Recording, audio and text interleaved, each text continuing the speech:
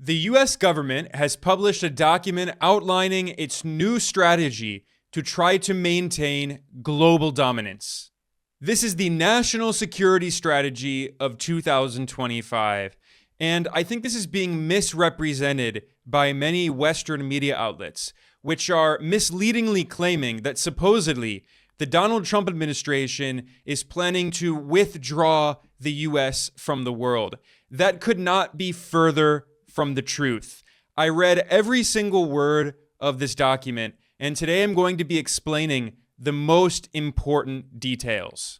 In short, what this document essentially shows is that the United States sees China as the main threat to its global dominance. However, Washington recognizes that China is now too powerful militarily, politically, and especially economically for the US to actually wage a war against China. So instead, the US has to change strategy. In the short term, what the US wants to try to do is to decouple economically from China by developing a new supply chain, and that supply chain will be located in the Western Hemisphere, in the Americas. And the US government wants to impose its imperial hegemony in Latin America and destabilize and overthrow any independent governments in the region that are allied with China and Russia. This is why the US is waging a war against Venezuela. Washington wants to control all of the countries in Latin America to take factories out of China and out of Asia, and instead to nearshore and friendshore those factories in Latin America, recognizing that those factory jobs in China and East Asia, they're not coming back to the United States. Instead, US companies will manufacture their products exploiting low-paid labor in countries in Latin America, using minerals and oil and gas and other natural resources from the Americas to create a new supply chain with critical minerals and rare earths, which the US also wants to try to get from Greenland. This is a reason why Trump wants to colonize Greenland, in order to create this large fortress America, as they say, to prepare for conflict with China in the medium to the long term. But this document demonstrates that the Trump administration now recognizes that in the short term, it can't attack China because the US is too economically dependent on China. And by the way, I have to say that all of this is quite ironic because in April 2025, when Trump launched a massive trade war on countries all around the world, the main target of the US trade war was China. At one point, US tariffs on China were more than 140%. And the Trump administration was very arrogant. The billionaire hedge fund manager, who is the head of the Treasury Secretary Scott Bessent, he infamously claimed that China was playing with a losing hand, that by defending itself and retaliating against US economic aggression, China had supposedly made a big mistake because he claimed that the US held all of the cards. But then Washington learned the hard way that that was not true. China actually had significant leverage that it used to defend itself in this unilateral trade war started by Trump. And China restricted the export of rare earths to the US, which are crucial for high-tech products and especially weapons and military technology in the US military-industrial complex. This was a massive wake-up call to the US that showed that the US cannot escalate in the short term against China. In the short term, it needs to decouple economically from China and create a new supply chain so that in the future, the US can try to wage a potential war on China. This is why Bloomberg reported that Scott Bessent has a, quote, grand encirclement plan for China, end quote. The US wanted to use its allies and vassals in the Asia-Pacific region to try to isolate and weaken China in order to maintain US dominance. But the Treasury learned the hard way that the US is actually more dependent on China than vice versa.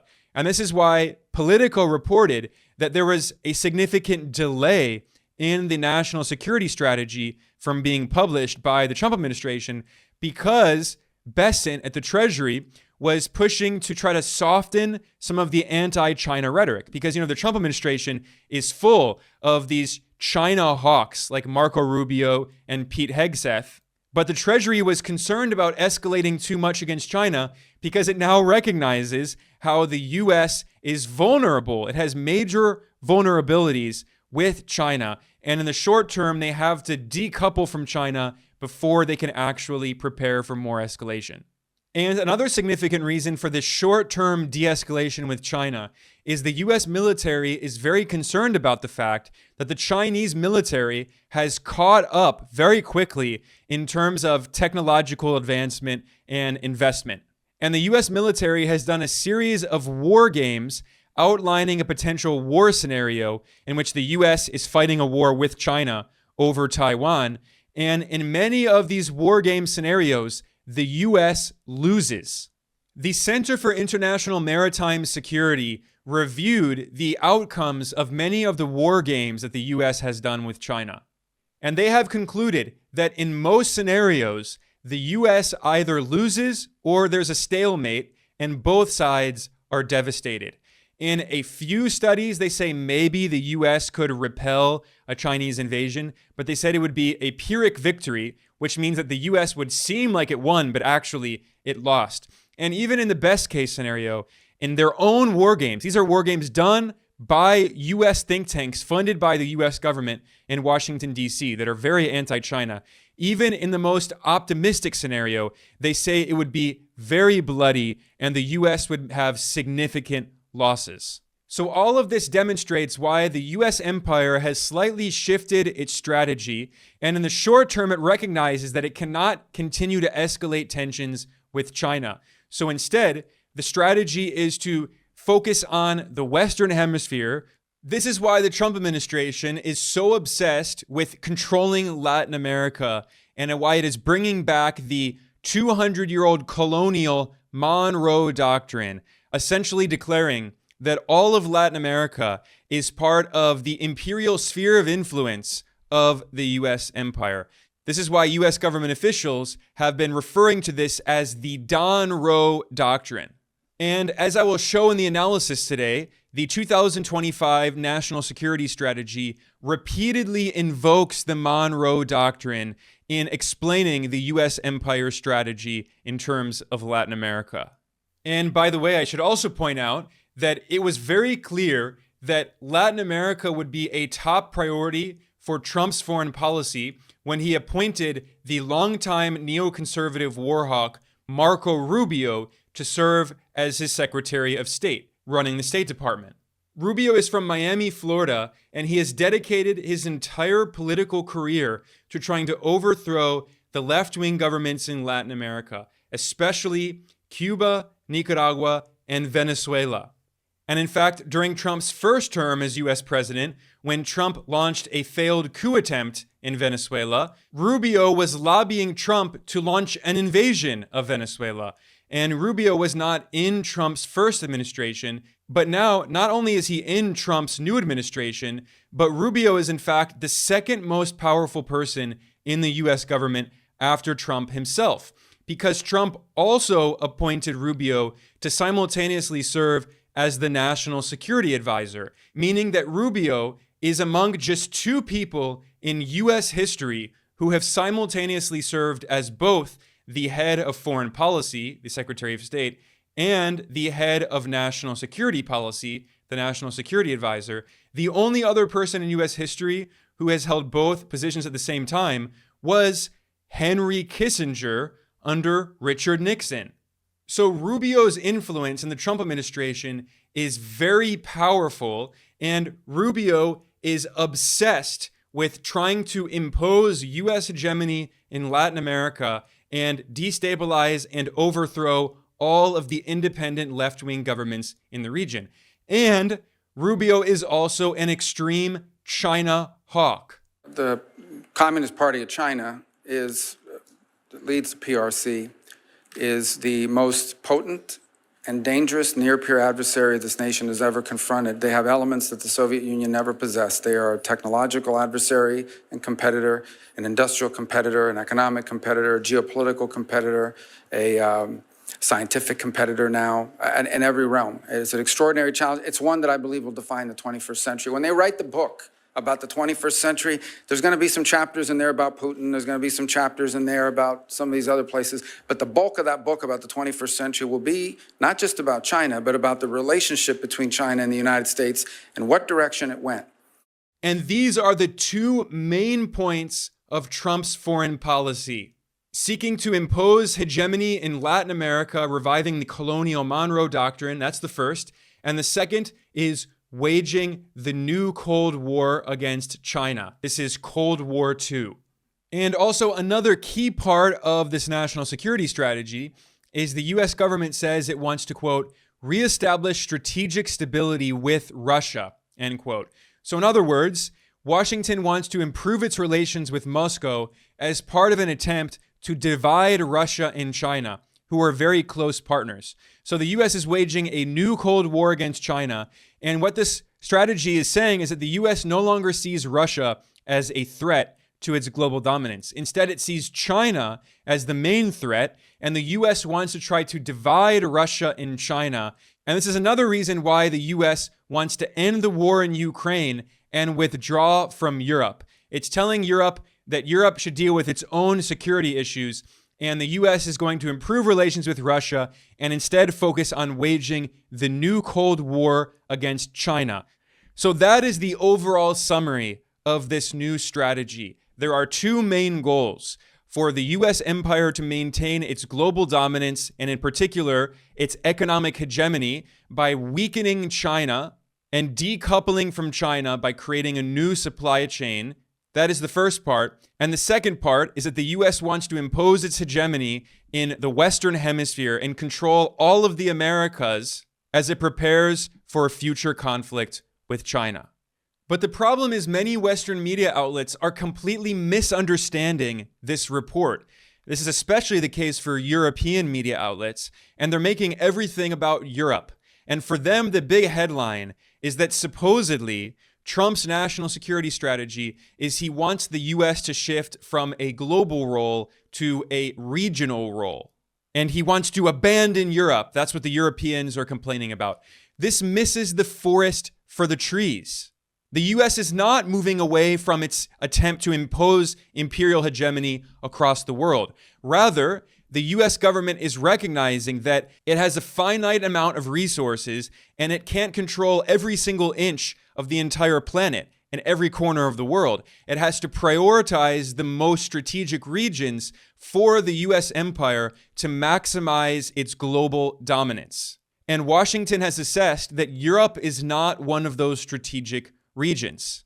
In fact, the Trump administration has also said the Middle East, that is West Asia, is also not one of those most strategic regions. Instead, it assesses that the Western Hemisphere and the Asia-Pacific region are the two most important regions for the US empire to project power around the world and maintain hegemony. But again, the Western media coverage of this report is so bad. It's not just the European press, it's also US newspapers like the New York Times, which published an absurd article titled "Trump's Security Strategy Focuses on Profit, Not Spreading Democracy." This is a summary of the entire history of US foreign policy. US foreign policy has always been about profit and hegemony. It has never been about democracy. You have to be a child who knows nothing about US history to actually believe this nonsense. There is tons of empirical political science research that shows that the vast majority of the dictatorships around the world have been supported by the US government. The United States has sponsored coups d'etat against democratically elected left-wing governments in almost every country in Latin America. If you studied even a little of the history of Latin America, you will know this. The US has been the main enemy of democracy in Latin America and in Africa and in Asia for a century. This did not start with Donald Trump. This has been bipartisan US foreign policy. So many people are surprised by this new national security strategy, but when I read it, I actually was not surprised. Trump is actually continuing where the Barack Obama administration started back in 2011 When Obama's State Department, which was led by Secretary of State Hillary Clinton, declared the so-called pivot to Asia, the Obama administration then declared that it wanted a so-called rebalance to focus on Asia, noting that the Asia-Pacific region is the world's political and economic center of gravity. And of course, the main target of this pivot to Asia was China. Since 2016, China has been the largest economy on Earth when you measure its GDP at purchasing power parity. And the Asia-Pacific region makes up over 46% of the global economy, nearly half of world GDP, which is significantly larger than the share made up by the G7 countries, that is, the US and Japan and the other Western colonial powers.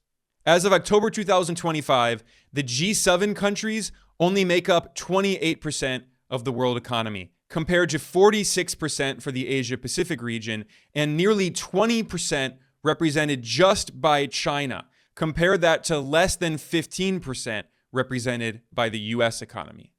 The Obama administration recognized this over 15 years ago. This is why in 2009, Secretary of State Hillary Clinton met with Russia's Foreign Minister Sergei Lavrov and announced what they called a Russia reset. And they had a red button and said, we're going to reset relations between the US and Russia.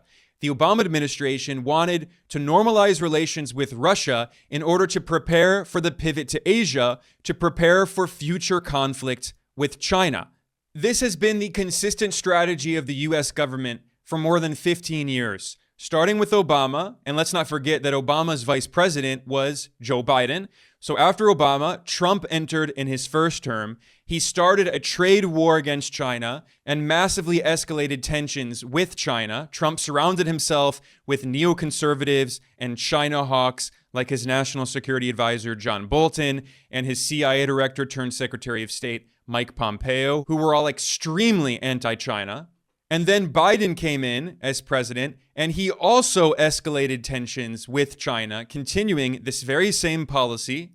And now we have Trump in his second term, and his national security strategy outlines exactly what the US government is trying to do. So today I'm going to go through some of the main points so you can actually understand what the US empire strategy is and not be distracted by these talking points in the Western media that miss the forest for the trees.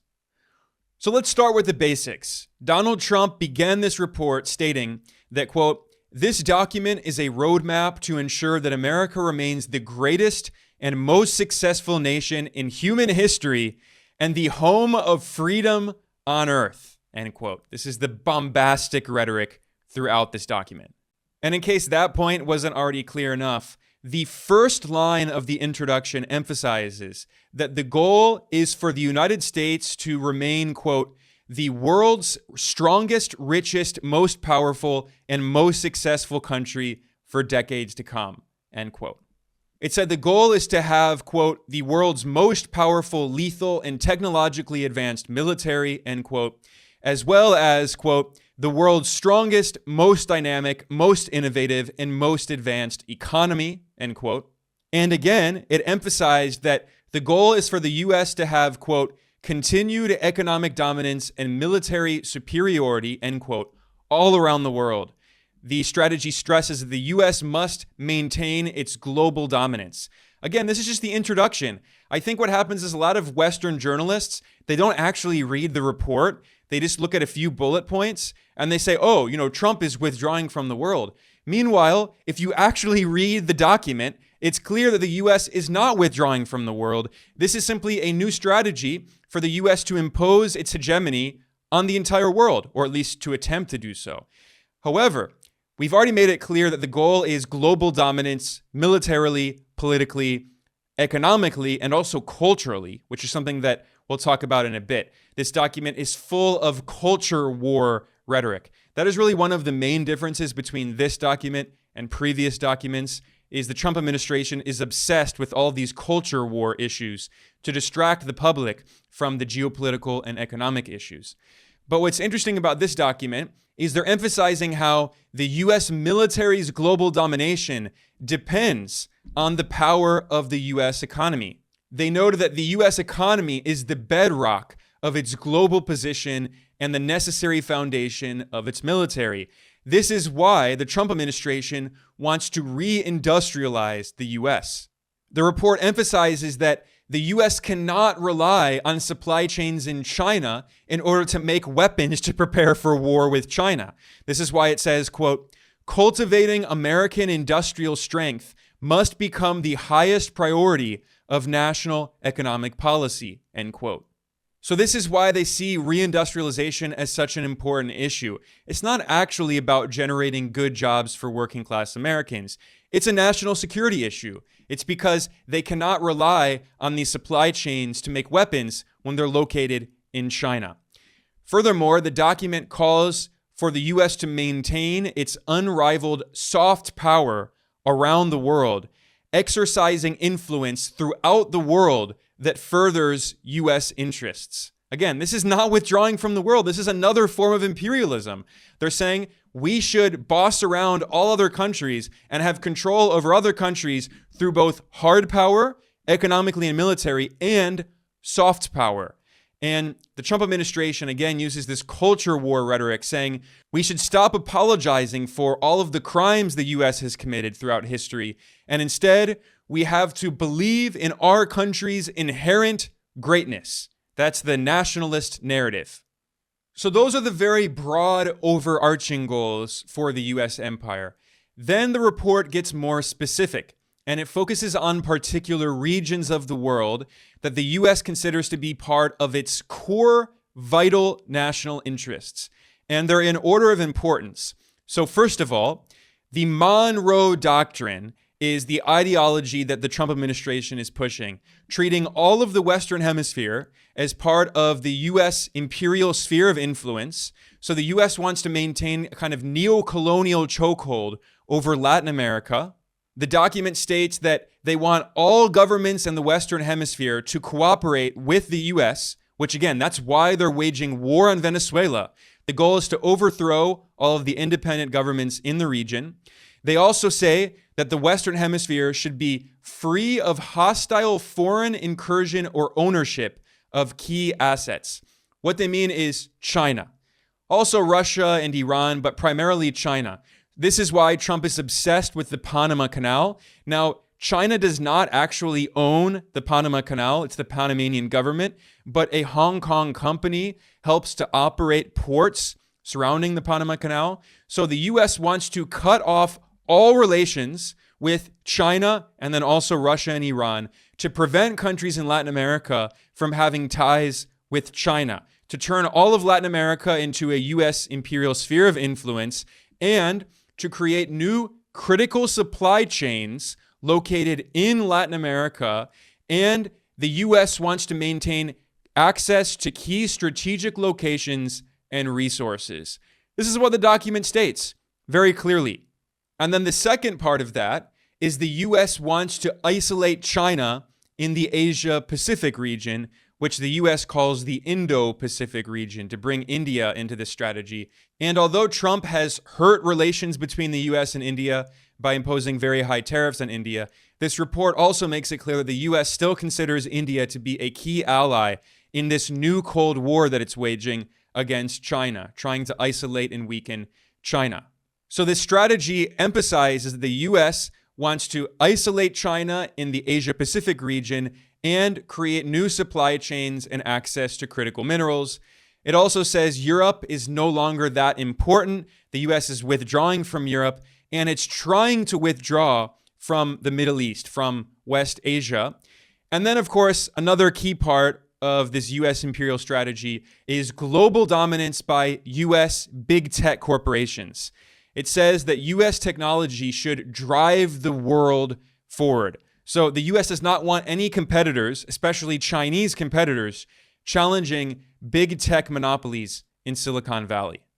These are the main points of the national security strategy. This is a one-page summary of the 33-page report. And now I'm going to go into further details. So what are the tools that the US empire has in its toolbox that it wants to use to maintain global dominance? Well, this report cites several different factors. First of all, they claim that the US has the world's largest and most innovative economy. It's not true. China's economy has been larger than the US since at least 2016. But the US wants to use its massive economic power as the second biggest economy as leverage over countries. So they're using their economic power as a weapon, weaponizing the US market. They're also weaponizing the US control over the international financial system, and especially the dollar's global reserve currency status. This is something that Donald Trump is obsessed with. He's frightened about the fact that China and BRICS and global South countries are challenging the global dominance of the US dollar and the US dollar dominated financial system. So the Trump administration is doubling down on US financial dominance in the global system and the role of the dollar. BRICS was put there for a bad purpose. And most of those people they don't even want to talk about it now. They're afraid to talk about it because I told them if they want to play games with the dollar, then they're going to be hit with a 100% tariff the day they mention that they want to do it. And they will come back and say, we beg you not to do this. BRICS is dead since I mentioned that. BRICS died the minute I mentioned that. And then I already mentioned the role of technology. The US is going to weaponize its control over high-tech products and software. And of course, the US military alliance with other Western countries. And then the US has significant soft power and cultural influence through Hollywood and movies and Netflix. And then again, this report repeated, it's a very repetitive report, but just to hit this point home, this report once again emphasized that the US wants to control all of the abundant natural resources in the Americas with no competing powers dominant in the Western Hemisphere, which they call our hemisphere, as if the entire Western Hemisphere belonged only to the United States. But what the US is saying here is that Venezuela's oil belongs to US corporations. Brazil's iron ore belongs to US corporations. Latin America's large water reserves and agricultural output, according to the Trump administration, that all belongs to the US in the US imperial sphere of influence, and US corporations should control all of those natural resources. Now, the next part of the national security strategy is full of a bunch of buzzwords that are the kind of slogans that the Trump administration is promoting. The first is peace through strength, which is this, Orwellian slogan. But even crazier than that is the Trump administration cynically claims that it supposedly supports non-interventionism, which is insane. The Trump administration, in the same report, boasts about how it bombed Iran. And right now, as we speak, the Trump administration is waging war against Venezuela, trying to forcibly overthrow Venezuela's independent sovereign government. And yet, it claims that it has a predisposition to non-intervention. Although, again, this report is full of so many contradictions because then literally 2 sentences later, the same report says, quote, "For a country whose interests are as numerous and diverse as ours, rigid adherence to non-interventionism is not possible," end quote. So they say that they have a predisposition to non-interventionism, but then they admit that, they're actually not going to abide by non-interventionism. When the US empire considers it necessary, it's going to intervene and overthrow foreign governments, as the US has been doing for a century. This is just insanely hypocritical. But this demonstrates the strategy of the US government. It's using this Orwellian rhetoric claiming that it has to defend peace by waging war. Peace through strength, war is peace. And then they also say that supposedly the United States is so concerned about sovereignty, but only its own sovereignty. So the report says that the US will not tolerate any country violating its own sovereignty. Meanwhile, the US is going to continue constantly violating the sovereignty of foreign countries, like Venezuela, like Iran, like Cuba, and dozens of other countries that have been targeted by the US with illegal sanctions and wars and invasions and meddling and coup attempts and color revolutions and regime change operations, and the list goes on and on. Now, thus far, I've been talking about how the Trump administration's foreign policy has been quite similar to that of previous administrations, which is, hawkish, interventionist, run by these neoconservative warmongers. But there is a slight difference in this new national security strategy, and that's the culture war element. The Trump administration, and in general the Republican Party and the Democrats, but especially the Republicans, are obsessed with culture war, distracting Americans and the world from economic issues, inequality, billionaire oligarchs buying up the political system, big tech monopolies taking over the U.S. economy and hollowing out the U.S. economy. Wall Street, which is responsible for deindustrializing the U.S., not China. It was Wall Street that did so. But instead of focusing on those issues, the Trump administration is obsessed with culture war issues, especially migration. So one unique part about this report is it emphasizes that the U.S. now is declaring that the era of mass migration is over. The U.S. wants to stop immigration. The document also complains about DEI, diversity, equity, and inclusion, and claims that it's going to be waging war against diversity and war against DEI.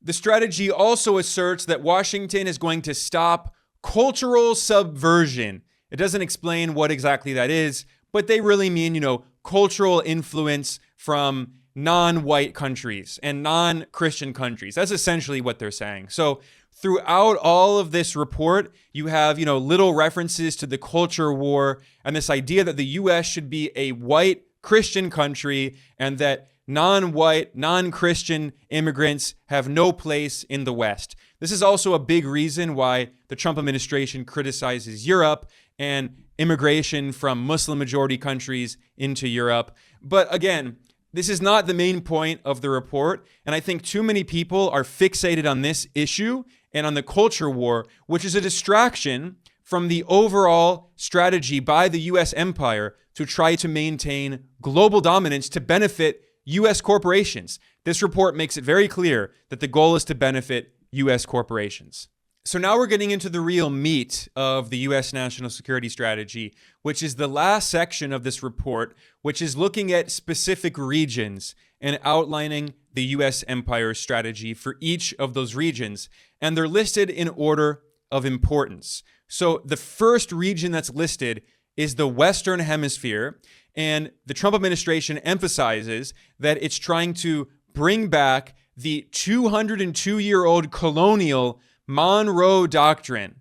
They write that, quote, after years of neglect, the United States will reassert and enforce the Monroe Doctrine to restore American preeminence in the Western Hemisphere, end quote.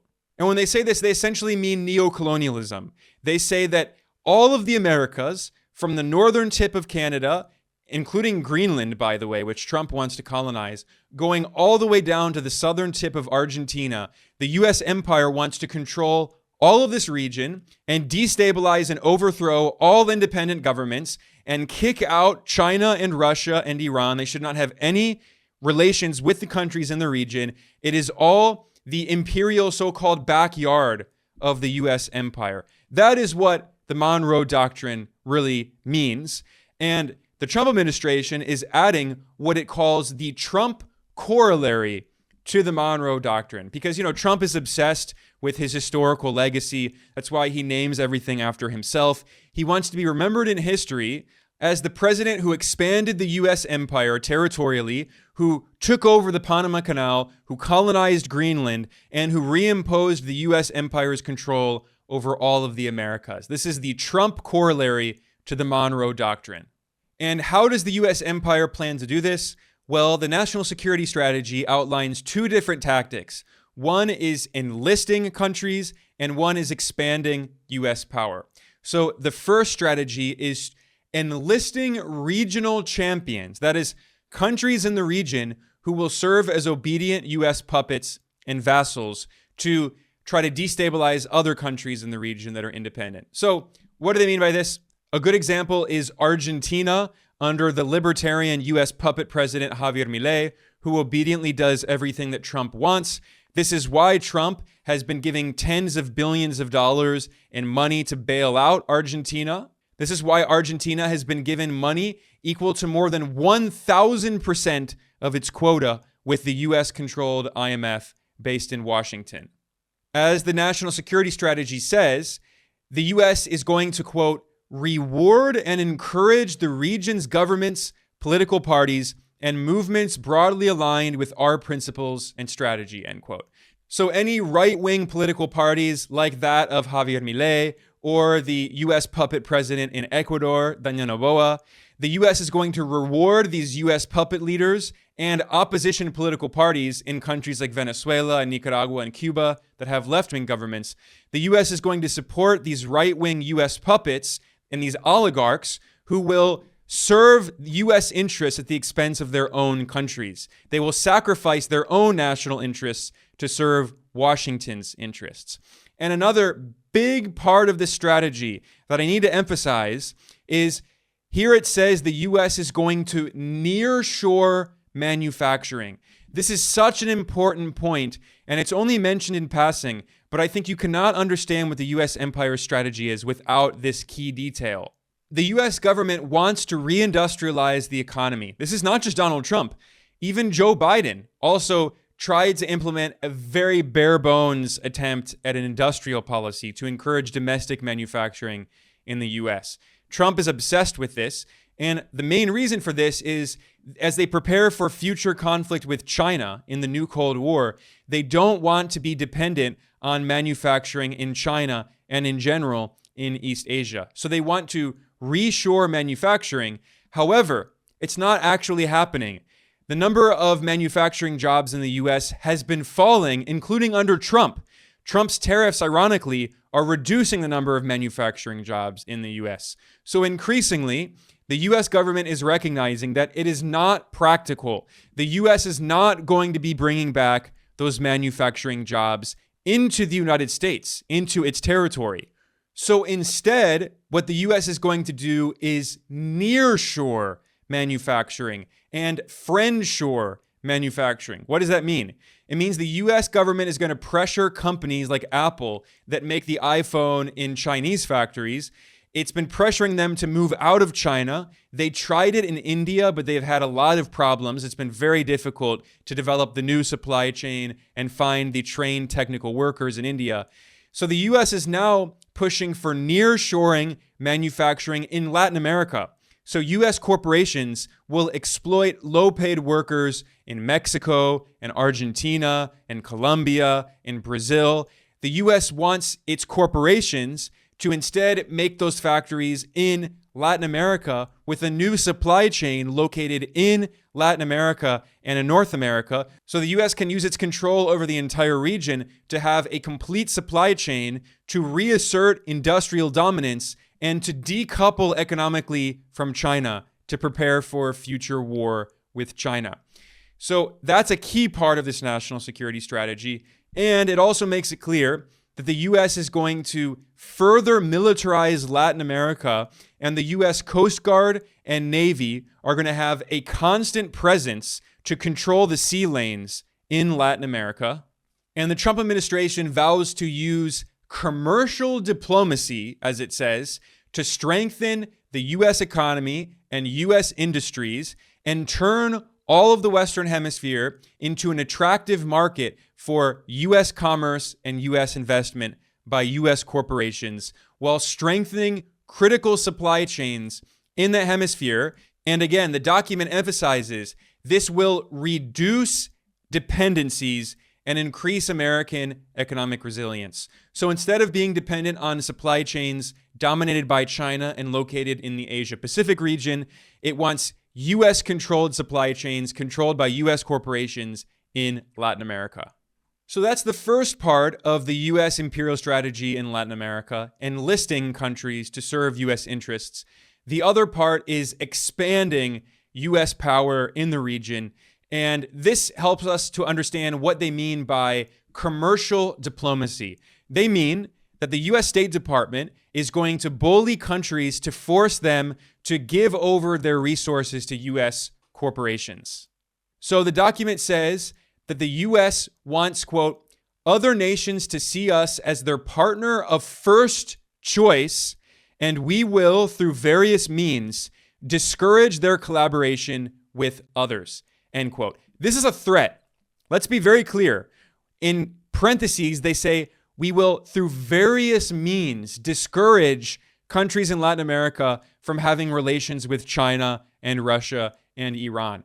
The US is saying we're going to threaten you and launch coup attempts and regime change operations and impose sanctions on you and tariffs and bomb your fishermen in the water surrounding your country like they're doing to Venezuela in order to prevent independent countries in the region from actually being independent, to violate their sovereignty and treat them all as US colonies, and forcing them to see the United States as their so-called partner of first choice. So it's telling these countries in the region, you must put US interests above your own national interests.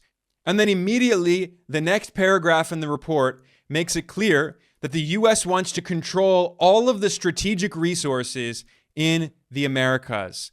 This means the US wants to control Venezuela's oil and gold and minerals. It means it wants to control Colombia's oil and agricultural output, and Brazil's iron ore and Brazil's oil, and the lithium reserves in Argentina and Bolivia. US corporations want to control all of that. And the national security strategy says that the US intelligence community, that is the CIA and other spy agencies, are going to identify strategic points and resources in the Western Hemisphere for the US to control those resources. And Washington will not allow any non-hemispheric competitors from working in this region. It wants to cut out China and also Russia and Iran. And the document makes it clear as day that the goal is that, quote, the United States must be preeminent in the Western Hemisphere to allow us to assert ourselves confidently where and when we need to in the region, end quote. So again, this is straight up colonialism. The US is saying, we own this region. It belongs to the US empire. Continuing, the national security strategy says that the US is going to try to prevent countries in Latin America from buying technology from China. The US is going to use its leverage in finance and in technology to induce countries to reject assistance from China. So many countries in Latin America have joined China's Belt and Road Initiative, its global infrastructure project. The US is going to force these countries in the region, at gunpoint in many cases, to cut off their relations with China and to stop buying technology from Chinese companies and instead force them to buy technology from US big tech corporations in Silicon Valley. They say this quite openly.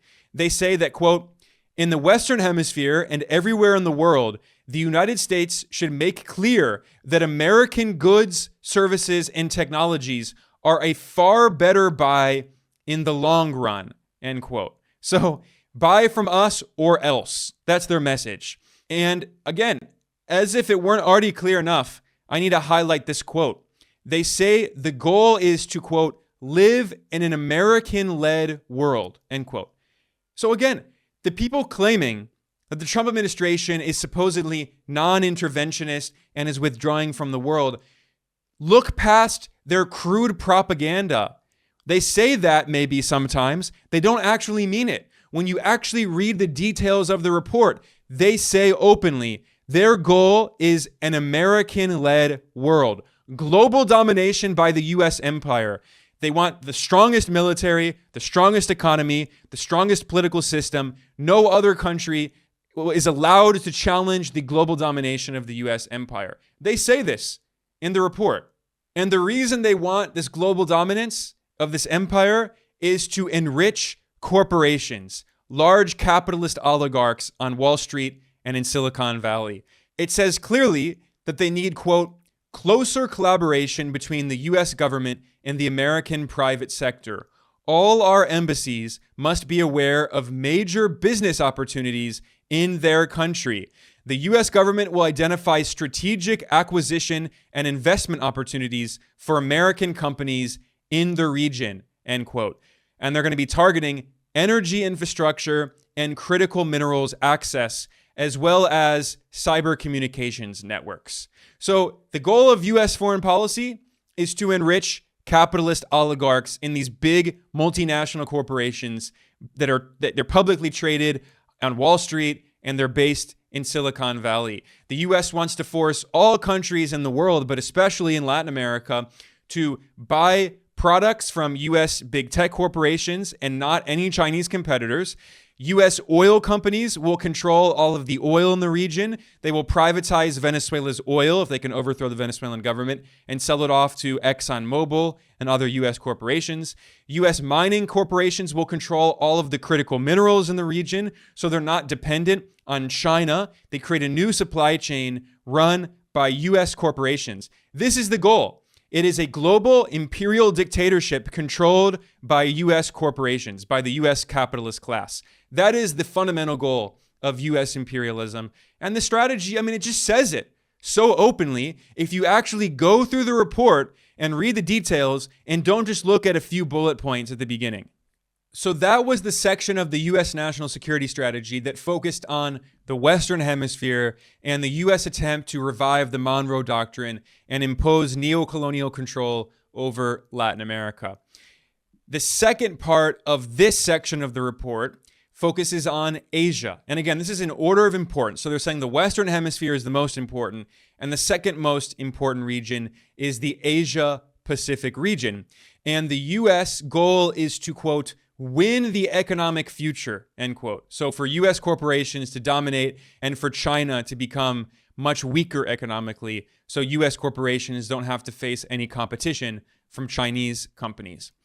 Now, this report complains that in the past 3 decades, when the US allowed, for instance, China to join the World Trade Organization in 2001, and when China became the US most important trading partner, they assumed that China would enter the so-called rules-based international order, of course, in which the US makes the rules and orders everyone around.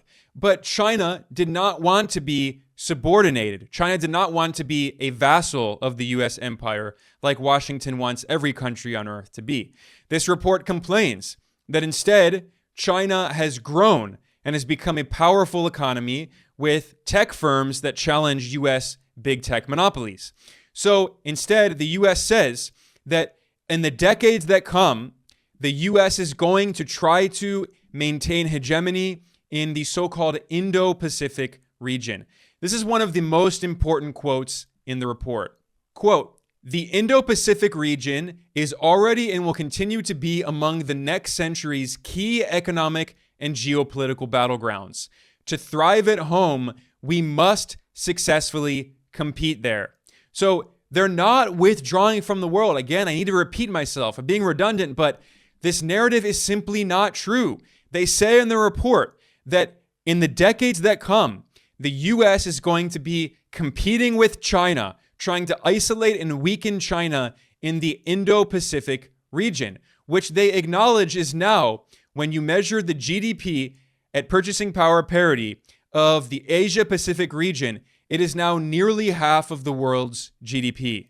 China now represents nearly 20% of world GDP, whereas the US is less than 15% of world GDP. The Asia-Pacific region makes up 46% of world GDP, and the G7 countries led by the US are just 28% of world GDP. This is all according to data from the US-dominated IMF. And if you look at a chart of their share of the global economy, you can see a very clear trend. China's share of the global economy is rising over time. The US share of the global economy is falling over time. Asia's share of the global economy is rising over time. The G7 share of the global economy is falling over time. This is a clear sign of the decline of Western hegemony, the decline of Western domination of the entire world. And it should not be a surprise, because Asia represents the majority of the global population, so it should represent a majority of the world economy. However, we live in a world that for centuries has been dominated by the Western colonial powers.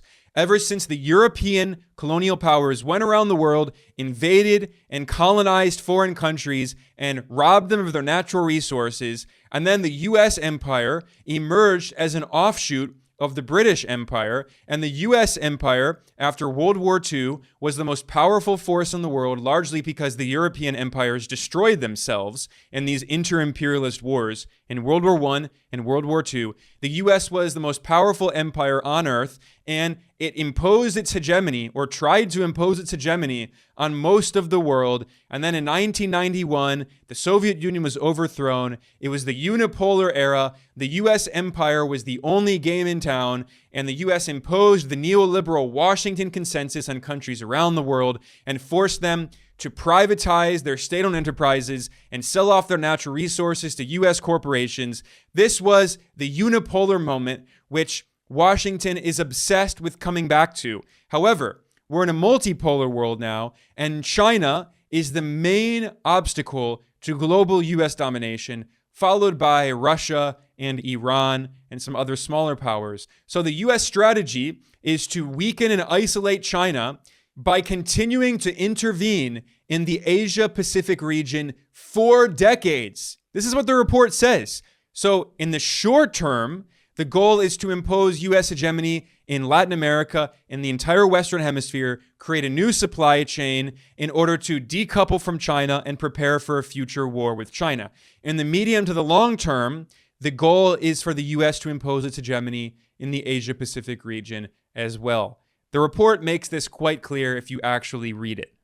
Going on in this national security strategy, when it discusses China, it complains that China has significant influence in global supply chains, and how even though US trade with China has been falling, the US continues to import Chinese goods indirectly from Chinese-built factories in other countries. So the US wants to create new supply chains, cutting out China and its allies. And this is one of the money quotes, one of the most important quotes in the report. It says that the US economic competition with China will be, quote, among the greatest economic battlegrounds of the coming decades, end quote. So again, in the medium term, in the decades that come, this is the main conflict. It's with China. Economic battlegrounds. This is an economic war that the US is waging with China. And the goal of this, as the report says, is to, quote, maintain our status as the world's leading economy, end quote. So China is the main obstacle to the US economy dominating the world and US big tech corporations dominating the world. Now, there's another major power in Asia that I haven't talked a lot about yet, and that's India. India is the most populous country on earth. It has more than 1.4 billion people. So does China, but India has slightly more people, and its population is rising over time, although economically and technologically, China is much more advanced than India. But this report makes it clear that the US still sees India as a major ally in the new Cold War against China. The national security strategy says, quote, we must continue to improve commercial and other relations with India to encourage New Delhi to contribute to Indo-Pacific security, end quote. And they also talk about the so-called quadrilateral security dialogue, the Quad. This is a security group that includes the US, Australia, Japan, and India. So recently there's been discussion about US-India relations, and Trump has hurt those relations with very high tariffs of 50% on India. And there have been some people who have claimed that supposedly India is going to ally with China and Russia against the US. That's completely absurd. That's not what's going to happen. I have repeatedly emphasized in my analyses here at Geopolitical Economy Report that India has a non-aligned foreign policy. So yes, India has very good relations with the US, but it also has good relations with Russia. Historically, it's been one of its closest partners. And India has been slightly improving its relations with China and other BRICS countries.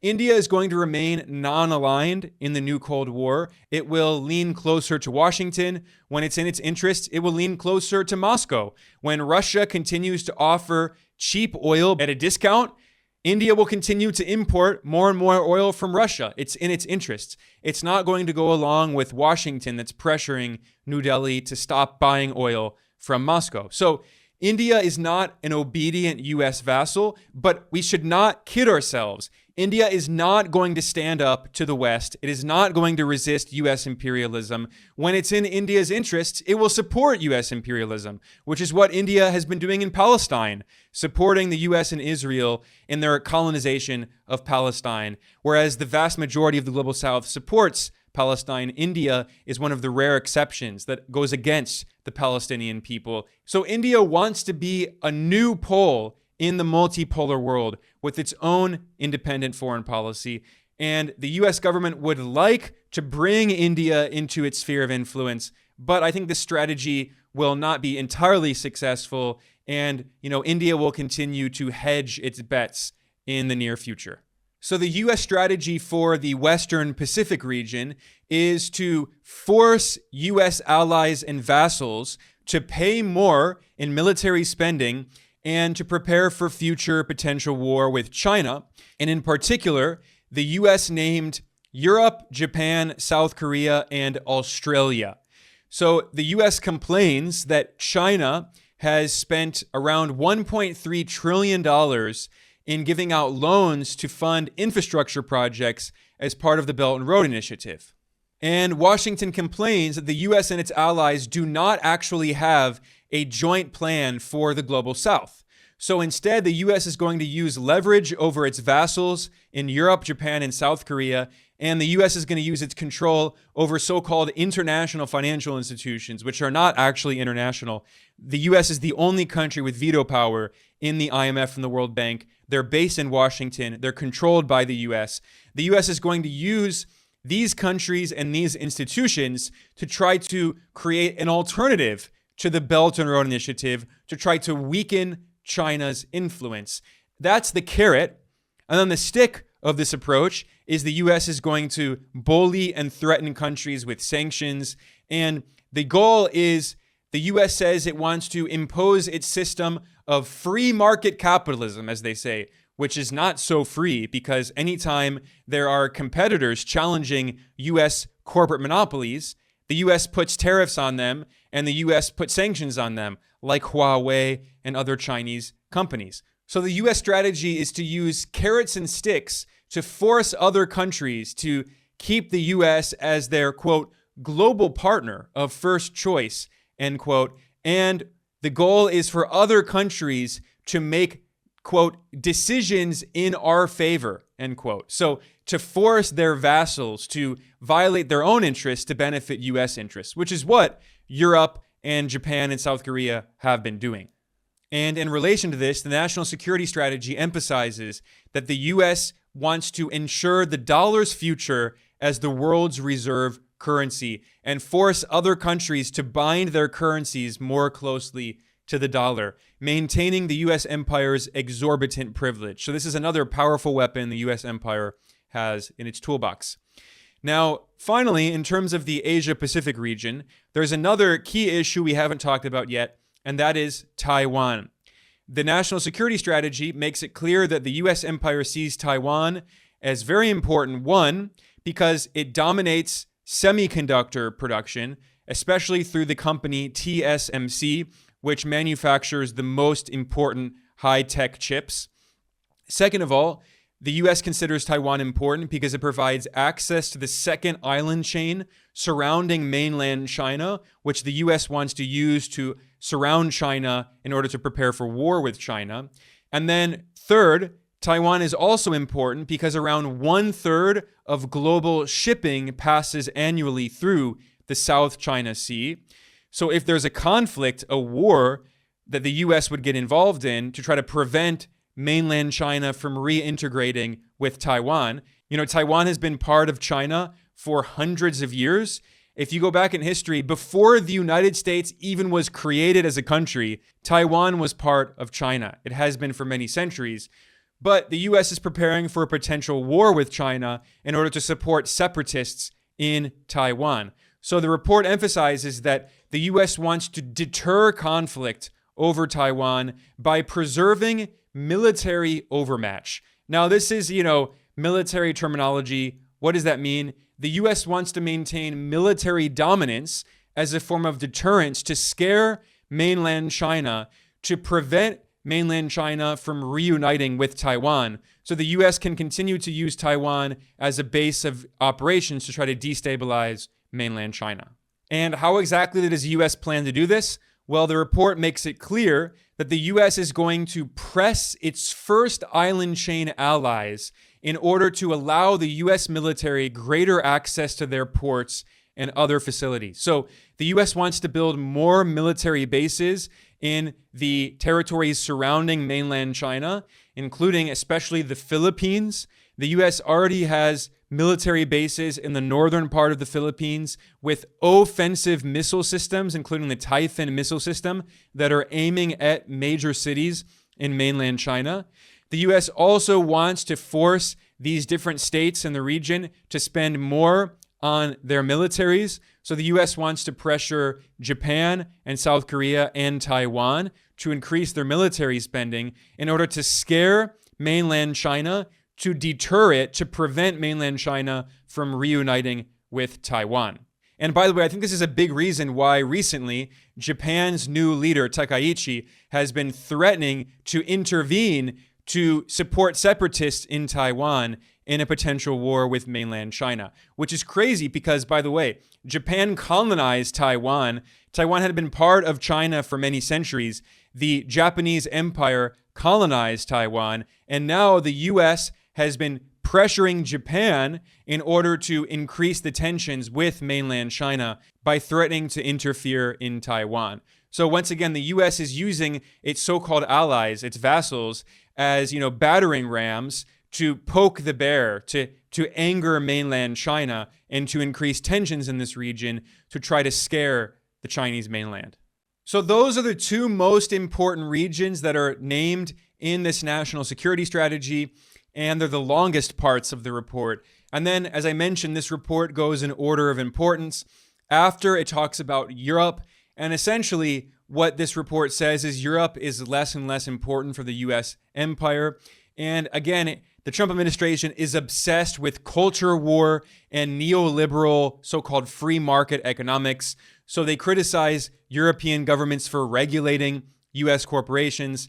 I think they threw this in there because, Elon Musk is really angry that European governments are regulating his corporations. And then, of course, they throw in all of this culture war rhetoric about immigration and the loss of national identity, which they mean, white Christian identity. And they talk about civilizational self-confidence. So the Trump administration is complaining about Muslim immigrants in Europe. Again, this is all the culture war distraction. But there is one very important part of this section of the report, which is that the US says that it wants to, quote, reestablish strategic stability with Russia, end quote, which is a way of saying the US wants to reduce tensions with Russia in order to prepare for a future conflict with China. The US wants to try to weaken the partnership between China and Russia in this new Cold War that the US is waging against China. So the Trump administration does not see Russia as a threat. It sees China as a threat, and this is why they want to try to partner with Russia against China, which is not going to work. It's very unlikely. But in the medium to the long term, they hope that the US can improve its relations with Russia in order to try to isolate and weaken China. That point about normalizing relations with Russia is the most important point in this section. However, there are a few other points we should mention, which is that the US is not entirely withdrawing from Europe. It's deprioritizing the region in terms of military strategy. However, the national security strategy emphasizes that, quote, Europe remains strategically and culturally vital to the United States. Transatlantic trade remains one of the pillars of the global economy and of American prosperity, end quote.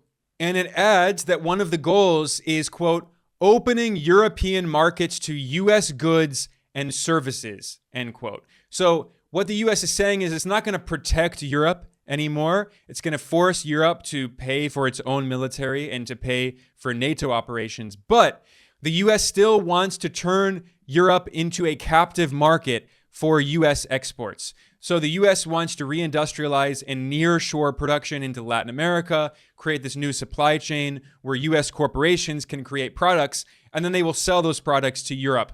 and force Europe to lift all tariffs. And the US will put tariffs on European products, which is already what happened.